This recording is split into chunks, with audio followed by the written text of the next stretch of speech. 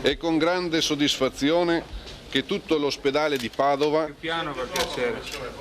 dà in questo momento la notizia che nelle prime ore del 14 novembre 1985 è stato qui eseguito il primo trapianto di cuore in Italia sul paziente Lazzari Ilario. Vincenzo Gallucci al suo fianco è Luigi Diana, sovrintendente sanitario dell'ospedale di Padova, a dare la notizia che tutta Italia sta aspettando. Era il 14 novembre 1985 quando in Italia si eseguì il primo trapianto di cuore.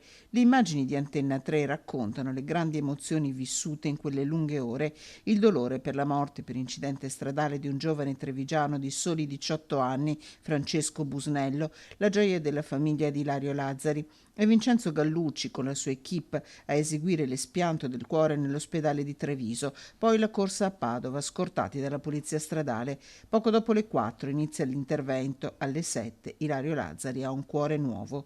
Schivo e ritroso, ai microfoni dei cronisti parla il professor Gallucci. Io avevo già dichiarato in passato che consideravo questo un tipo di intervento necessario.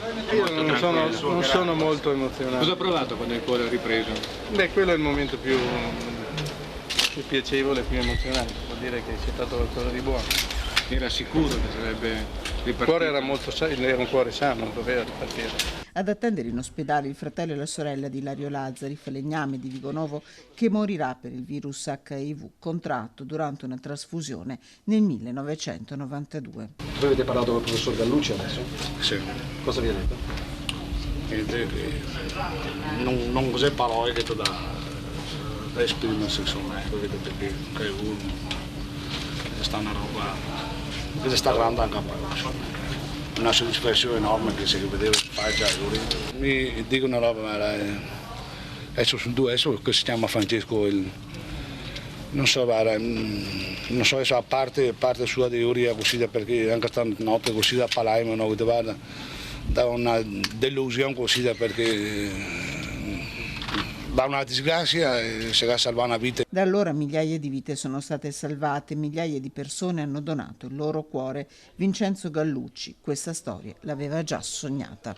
Negli ultimi tempi a Padova ci sono stati diversi donatori, quindi con familiari e genitori che hanno accettato di fare questo atto di grande civiltà, quindi io mi auguro che anche nel futuro continui così.